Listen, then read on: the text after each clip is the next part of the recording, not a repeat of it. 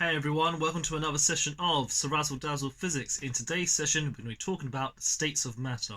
So we've probably seen this lower down the school, but we'll just have a recap today. So, solids, liquids and gases. What do the particle arrangements look like in each of them? Well, they look like the following. Check these out. So, solids look like this, liquids look like this, and gas looks like this. Right, so let's compare the differences between them. So first of all, let's talk about the properties of solids. So solids, what do the particles look like? Fixed arrangement. So they can't move, yeah? They're in a fixed arrangement. They are in a regular pattern. So we can see that pattern is very regular, uniform. So it's row by row by row. There are also strong forces of attraction between them. So there are very strong forces of attraction between them. And then, last of all, they are vibrating about their fixed positions. So yes, they're next to each other, but they are vibrating about fixed positions. So they vibrate on the spot. What about liquids? Well, they look like the following. They are tightly packed. Yeah, so these guys are tightly packed together. They are in an irregular arrangement. So have a look compared to the solid. Solids are fixed rows. In a liquid, you can see they're a bit all over each other. The particles can slip past each other and they can move around. So the particles can slip past each other. That's the reason why liquids can flow. And last of all, they actually have forces of attraction still keeping them together. So there are still some forces of attraction keeping them together. Right. What about a gas then? So what about a gas? Last of all, we have a gas. Let's talk about gases. So gases have the following properties. So in a gas, have a look. The particles, you can see, they are free to move, so they're moving in different directions, guys. So the particles are free to move. I'll draw some arrows here. You don't have to draw that when you're drawing them out. They are free to move. Yeah, that's the first point. The particles have high kinetic energy. Why? Because they are moving around quite rapidly in different directions. There's a lots of empty space. Yeah.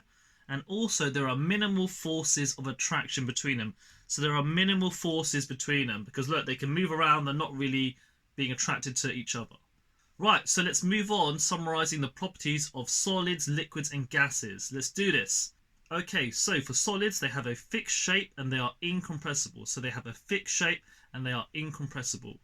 What about liquids? Well, liquids have the following properties.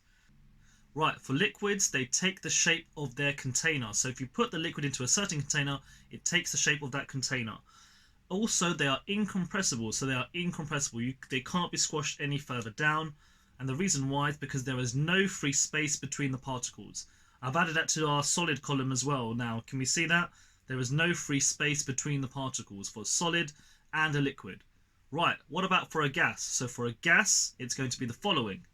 Okay, so for gases, they can be compressed. The reason why is because there are free space between the particles.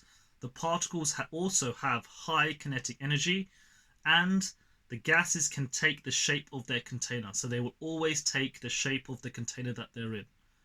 Happy with that? Good. So we've outlined some properties of solids, liquids and gases. We looked at the example of having ice, water and steam to relate it to context. And also we're just going to now recap the start of the lesson. Right, so let's have a recap from the start of today's lesson. So at the top, solids, liquids and gases. The particle arrangement in solids looks like this. Liquids, it looks like this, and gas looks like this. You've got to be able to draw them in an exam, yeah? Make sure you can draw them. Don't get too upset about drawing the liquid one, you know, as much as possible is fine. Right, solids, fixed arrangement, regular pattern, strong forces of attraction. They vibrate about fixed positions. Liquid, they are tightly packed, irregular arrangement. Particles can slip past each other. There are forces of attraction for them as well. Gases, they are free to move. The particles have high kinetic energy, empty space, and there are minimal forces of attraction. Right, then scrolling down, some more properties of solids, liquids and gases. Here we go.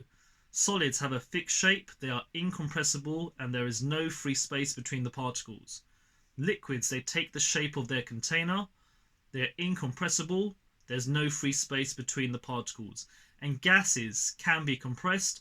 Particles have high kinetic energy, they take the shape of their container, and there's free space between the particles. That's the reason why they can be compressed.